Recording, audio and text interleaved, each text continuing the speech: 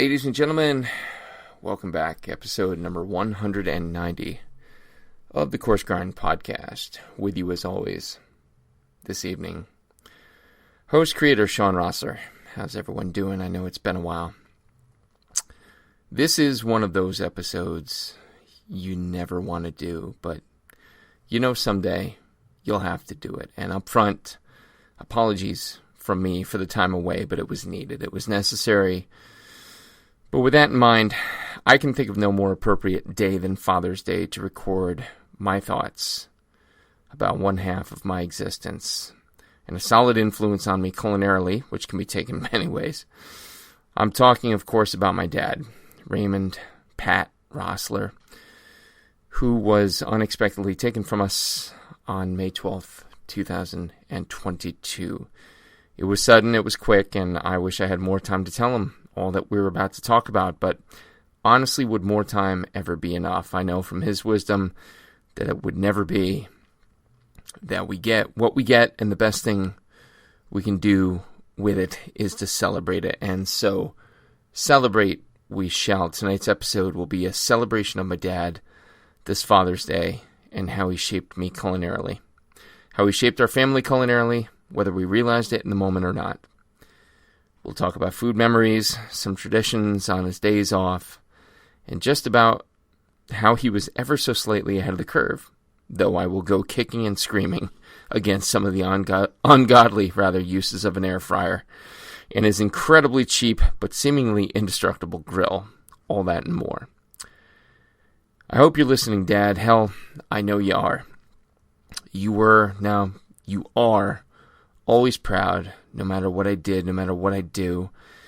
So I know wherever you are and whatever you're doing, you're hearing my voice and smiling. I love you, Dad. This one's for you. Ladies and gentlemen, and everyone in between, a tribute episode to my father, the Raymond Pat Rosler. So, Okay. Young lady, state your name for the record. Greta Rosler. And what was your relationship to the deceased? Oh my god. Coming out of the gates, hot. Hot! Daughter-in-law. What was the acronym? Dill. DIL, D-I-L, daughter-in-law. So obviously, doing what we do here, I gotta ask you, favorite culinary memory of my dad? Favorite culinary memory of your dad? Can be a number of them, doesn't have to be one. Am I being recorded? You are, yeah. But this is organic, so we like filler space and imperfection. It's awesome. Does it have to be what, like, he cooked, or can it be just something? It can be anything. My favorite culinary memory of your dad, then, for that matter, is how he would always help me on Thanksgiving with the turkey. Mm-hmm. And he would always help me. He'd run in here, and even if I got it, I didn't have it unless he was there with me. Even if I, was okay, he would always help me because, I go through this whole elaborate, extra process of flipping it and brining it and injecting it and doing all this and that. And he was always there at the ready. He was always at the ready in the last 2 hours or so of cooking it when the flipping and the injecting and all of that got a little cumbersome and messy and hot. So that's one of my favorite memories of being around food with your dad. Definitely. What did he make that you remember? What's something he... A trip to the restaurant? There you go. Okay. I know you have fond memories of him cooking growing up. For me, he wasn't generally a big cook when we were there. Every once in a while he'd put hamburgers on the grill or something, but Yep. Generally it'd be you want to get something to eat? Where should we go? And we'd go into, unrelated to the food, but we'd often go in two cars, and I'd often ride with him, and you and your mom would ride together. Yeah, he never wanted me riding with him. I still to this day don't understand, but whatever. Whatever. So what do you think, you being, I guess, somewhat objective in the equation, what do you think I picked up from him culinarily speaking?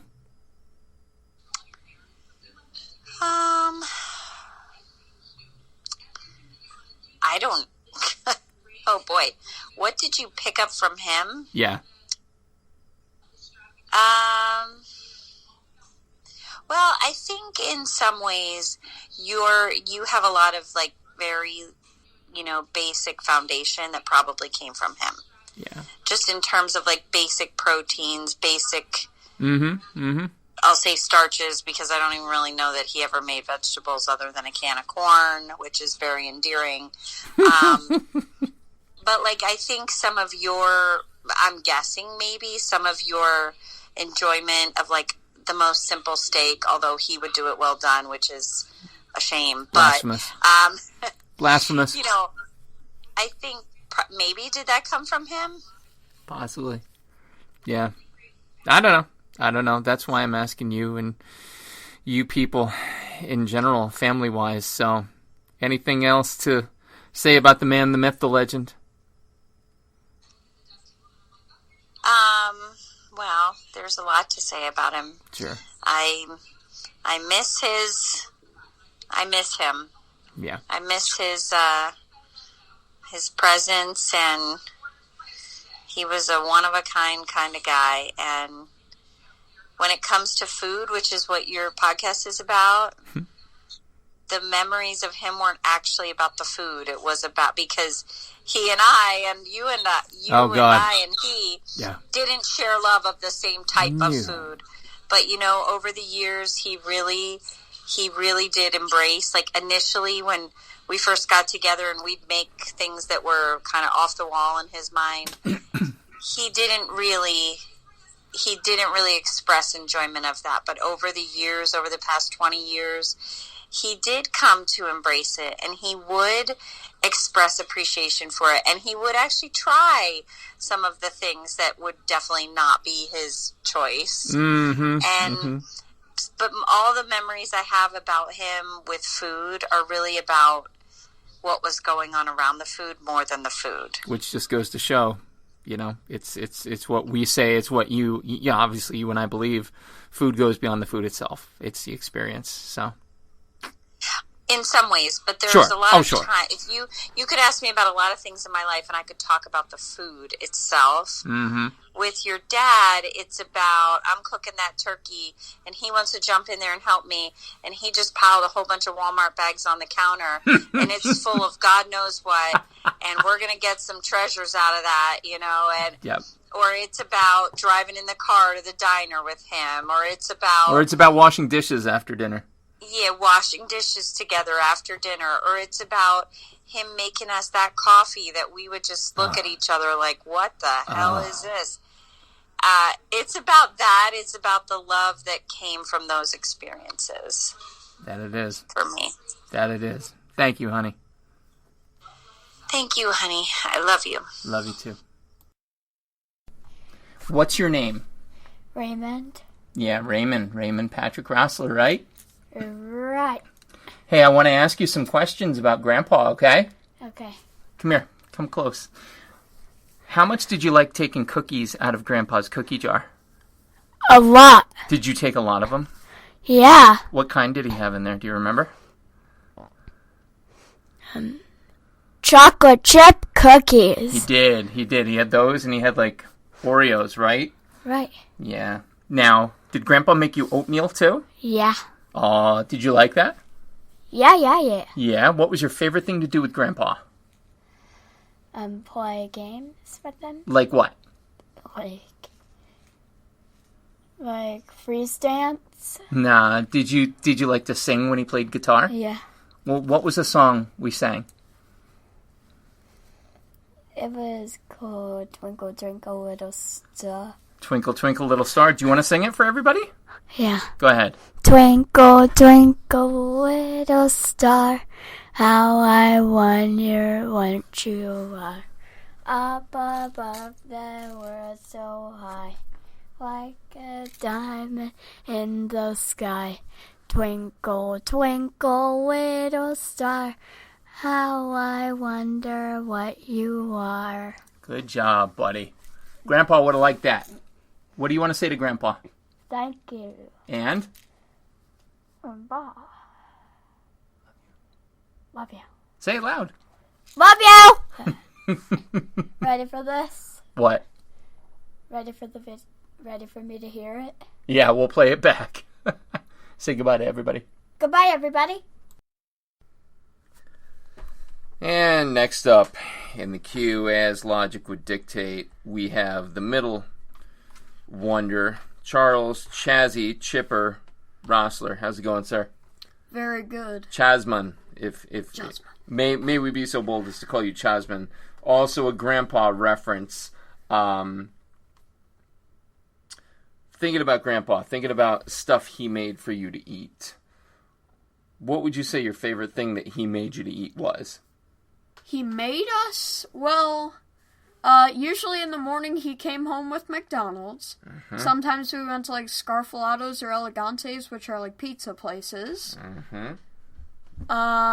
Shout out to Main Street Home Sale. And then like the Wayne Street Hotel or something.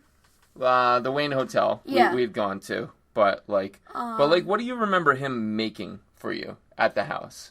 Hamburgers and hot dogs. That's it. And what do we have today for Father's Day? Hamburgers and good old hot dogs. That's all we did. So what do you think about Grandpa's grilling skills versus mine? I don't know. It's a tough matchup. Okay, I wouldn't say it's a tough matchup. From what I remember.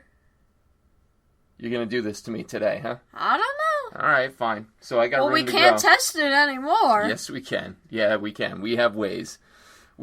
Talk to me more about memories of Grandpa. One of my earliest memories with him is going to Bunk's house. Yep. I remember the cookies. Yep. And then Timmy O'Connell's pond. Yep. Sheldon's farm. Are you noticing a theme here, people listening? And his delightful wife. Yes, there you go. Who would always give us treats and stuff. Well, and that's why she was delightful. Yeah. Wow. It's not just because she was a nice person. And she was awesome, though. Like, she was very nice. Yeah. What else? Favorite pastime to do with Grandpa? Play cards. Play poker. Yeah. Yeah, he made me a card shark early, and I think he was working on all of you, so. How many Oompas did he have? Plenty. He had more Oompas than anybody else is entitled to. That's an inside joke, kids, about being an Oompa champion. Anything else for the good of the listeners that you want them to know about your Grandpa? He was really cool. Yeah, he was. Yeah, he is.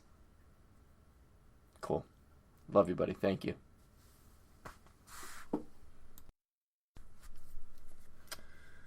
So next up, we've got the oldest of the Rosler spawn, Wesley.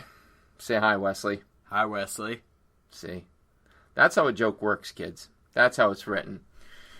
So, Wesley, Grandpa, obviously very influential on you. But I want to talk about eating and Grandpa and food. So, what do you remember Grandpa liking most to eat? Not you, but what did Grandpa like to eat? Well, he had always a dozen donuts in his computer room. Yep. And every morning at 3 o'clock in the morning, he'd wake up, go to Walmart, get discount bananas and McDonald's. That's what his diet consisted of. Yep. Yeah. So that probably explains a lot. I'm not trying to be cold, but I'm just trying to be reasonable here. But anyway, he was, he definitely liked the discount bin. He definitely liked the more simplistic things. I think that's safe to say. Thinking when you would go places to eat with Grandpa, where's your favorite place to go to eat? McDonald's. Yeah, McDonald's? Yep. What would you get there? Well, we only went until I was about 7 or 8. Then we kind of stopped. Then he'd start to bring it home. Yeah, he'd start to bring it home, but I'd usually just get, he'd call them, I forget, just like happy cakes or pancakes or something. Pancakes, yep. And he'd always, spread the butter for me, put the syrup on for me, and that was about it. That's it, man. He was definitely all about that. The big breakfast, if I remember correctly, this is going back for me, the big breakfast was the one that had the pancakes in it. I don't remember the last time I got pancakes at McDonald's, but apparently they still make them. So, that's a good memory to have, kid. Yeah, it is. What else? What else do you remember about Grandpa? Oh, man. Going to Walmart in the morning to see his friend at the bakery. Yep. We would, we'd go up to Sheldon's. Yep. See all the chickens and pigs and all that. You got cookies up there too, didn't you? Oh, yeah. Say.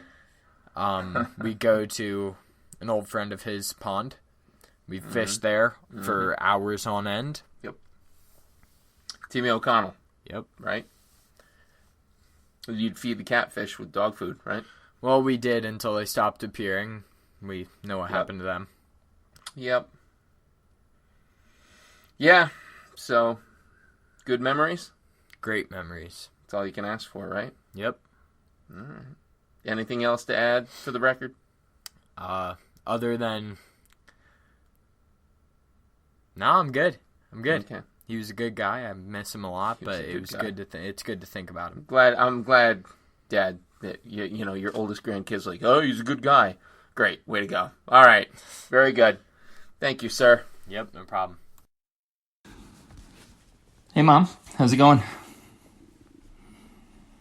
Good? Okay. So, I want to ask you some food questions about this dad guy. What do you remember him first cooking for you? Ooh. Wait a minute. Like, I remember the Mondays that he had off from the store. Yeah. And what he'd cook then, but like, what was the first thing he ever cooked for you? Oh my God. I don't remember. Nah, that's all right. But he always cooked the protein, right? Yeah. Protein, scalloped potatoes. Yeah. Pretty good. What was your favorite thing he made on those nights that he cooked off from the state store? I know it wasn't grilled sausages. What? It wasn't the grilled sausages. Remember he'd grill sausages? Oh. The pork chops weren't bad. I was going to say pork chops. Teriyaki chicken breasts he did too. Remember those? Yeah. They were pretty good. So you got a favorite of them or no? Just the last one. Just The teriyaki chicken breast. Yeah, I think so too. I think that's where I got an appreciation of soy sauce. Do you remember the first restaurant you went to with Dad? Doesn't count if it's that bar where he did the rabbit trick up your arm. Although if they serve food, that counts. What was your favorite restaurant to go to with him? God, I don't know. I don't. Cordero's, probably? No, it wasn't Cordero's. Coffee Grinder? No, it was a little bit out. That's what I'm saying. I think it was Cordero's up on top of the hill. That's where you guys would go all the time. But then you did have the McDonald's tradition every morning. That's it. What'd you like about that? Everything. Yeah, everything. Yeah. Healthy breakfast of McDonald's every morning, though, right? Oh, sure. What was his favorite food? I remember the dinner you used to make him, and I'm gonna hold. You tell me what was his favorite thing you made for him? Oh God. When he'd get home from the state store, we had the broiler in the bottom of the oven. You'd make a grilled cheese in that. And remember cream of mushroom soup? He loved it. He loved it and I hated it. I hated the way it looked. I hated the way it smelled. It looked like ass. It was awful. How did you figure that out? This is the food thing that I do now. This is how I answer that. So, Okay.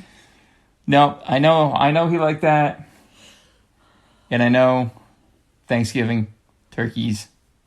That was his deal: turkey, mashed potatoes, corn, stuffing. Yeah. There was no getting around that. Well, I'll tell you, he taught me. He watched what he ate. He did. McDonald's every morning, watching what you eat. Is that too soon? I'm sorry. Here's some sausage on a fatty biscuit. Yum yum yums. Oh, he enjoyed what he ate. I'll tell you that. He enjoyed it. Can't argue with it. He always thought anything we did was complicated. Oh, don't make it a big deal. Yeah. Hell of a guy. The best. Right? Yep. There's nobody better. Nobody better, except for me. And he'd agree with that. Like I said, nobody better. Shut up. Goodbye. Well, I suppose I've dodged it long enough as far as I can. Shawn Rosler, son of Raymond Pat Rosler. First memory of seeing Dad cook. This is weird. I wrote these questions. Unfortunately, I did it long enough ago that I don't remember them. So this works. Even better. First memory of seeing my dad cooking. I don't know that it's necessarily so much like a concrete memory, like one moment etched in time. But this is what I noticed. I remember thinking like, wow, my dad is cooking dinner. And that was... it's we're not talking about the 50s or the 60s here, so it wasn't like, oh my goodness, that outlandish per se. But when I think about it, and when I picture him with his grill, his legendary freaking grill, and he'd grill in the dead of winter. He didn't give a shit. He would grill in the dead of winter. I just remember looking at that, and even when he wasn't grilling, I remember it was imitation crab meat, cocktail sauce, radishes in a bowl of water, pineapple with chocolate drizzle on top. Like, that was dinner, and that was like the coolest thing. Because, twofold, it was different. It's profoundly different.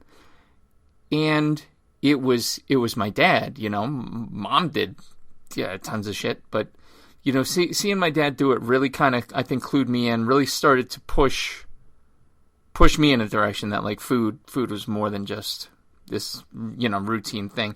Not to say he was exploratory or adventurous or anything like that. No, quite the opposite. But that was that was pretty awesome. Monday night thing that he made. So with the Honesdale State Store, Honesdale's where I grew up. For whatever reason, he had Sunday and Monday off. Like, he had Monday off. That was his day, but he worked Saturdays. So on Monday, when my mom would go to work, that was his turn in the saddle, and he would grill sausages, pork chops, chicken breasts, and with it, he would make a starch of some kind, and most times, like, the one that really sticks the most to me is boxed scallop potatoes. And I didn't necessarily at that point in time appreciate them as much as I would grow to appreciate them. Like, there's something to be said for, like, freeze-dried potatoes getting reconstituted in some milk, butter, and wonderful seasoning. Definitely guilty pleasure of mine, and I have my dad to thank for that. So, I don't know, just... that combination of the protein, the scalloped potatoes, and then it was always something like, sometimes there was like a cake or something, but I remember specifically, to go back and just name it again, pineapple chunks with chocolate drizzle. Kind of forward thinking for the guy, I guess, but yeah. Greatest culinary lesson my dad ever taught me. I'll say this, and I know Greta kind of mentioned it ever so slightly, but the simplicity that I think sometimes can elude me if I start to get carried away with myself. The simplicity of keeping things basic, of focusing more on just like simple elements, definitely came from him. I think the other thing is, get your ass in the kitchen and cook, or get your ass on the grill and cook. I just there were a lot of things, and I'm hoping I don't ruffle anybody's feathers, but I don't really give a shit. This whole gender typical task routine, my dad was very much outside the norm there, and cooking was definitely, cooking, emotions, all that, like, very much there. So, just that it was good, for me to cook, for me to know how to cook, for me to be able to do that, I think was super important. Favorite thing he culinarily did whenever you came up home. Oh, this goes back to the air fryer mention, the fiction, if you will, of him meeting Bourdain. And him and the goddamn air fryer was a thing of beauty. Like, it was a match made in heaven. And he always had something that he air fried, like, that day. And you went through the door and it was instant. You got to try this.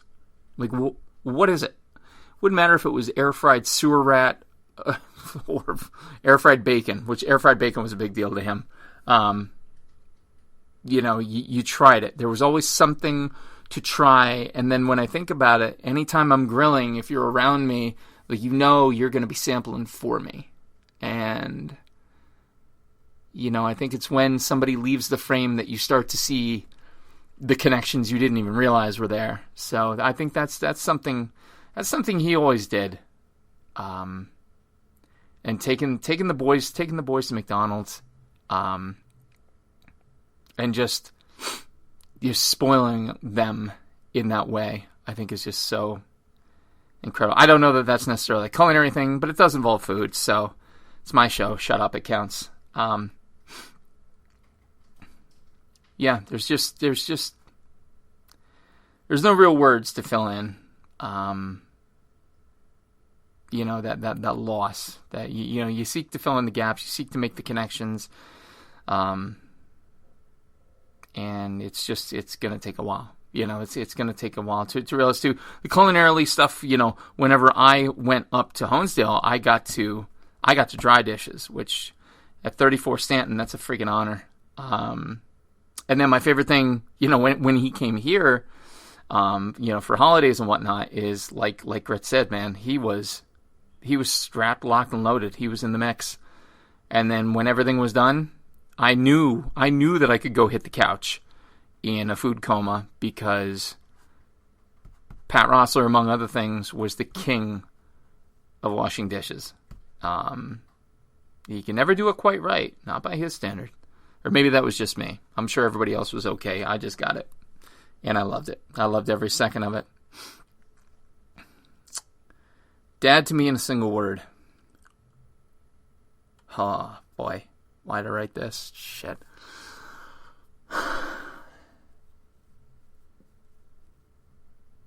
I'm going to take a creative liberty and say I got to go with 2 words. But I would say imperfectly perfect. Or perfectly imperfect. Either way. The man made an art out of owning that, whether it was talking about going to the church. He sat in the back. Why? Because he thought he was an awful Catholic. Just owning that, as he would say, the last perfect person ended up hanging on a cross. Depending on what you believe, you get that reference. If not, Jesus Christ about 2,000 years ago or something like that, according to innumerable calendars. But my point is this, and I struggle with, making mistakes and owning them and whatnot. And he just had a way of making everybody feel comfortable with their imperfections. He had a way of telling you, you're not the first person to do it, and you won't be the last. It's not all bad, it's not all good. If you didn't have the bad, you wouldn't appreciate the good. I could go on, but suffice it to say, the man was imperfectly perfect and perfectly imperfect. And that's my answer, and as he would say, I'm sticking to it. Love you, Dad. Miss you more than you could possibly know. But I know you're right here with us. You're right here next to me. Every night I jump on the mic, I'm going to have at least 1 or 2 extra witticisms that I never came to the table with before, because you're right here with me. You're the best. And I hope wherever you are, you got your ears on, and you can hear this. Ladies and gentlemen, this has been episode number 190 of the Coarse Grind podcast, an ode to my father, Raymond Patrick Rosler. Our producer, as always, this evening has been the lovely and voluptuous, yes, Johnny Leland Robinson, a.k.a. the Reverend Johnny Lamoria. Be sure to check out everything he's got going on with the Pirate Libertarian action up there in the Honesdale, the 18431. Our next episode, we're going to get some wheels back under this bitch and get back on track. Because I'm tired of sitting and boo-hooing. And I think you're tired of listening to me do it. Thanks for listening, folks. Thanks for reaching out. It really does mean the world. This is Shawn Rosler, signing off.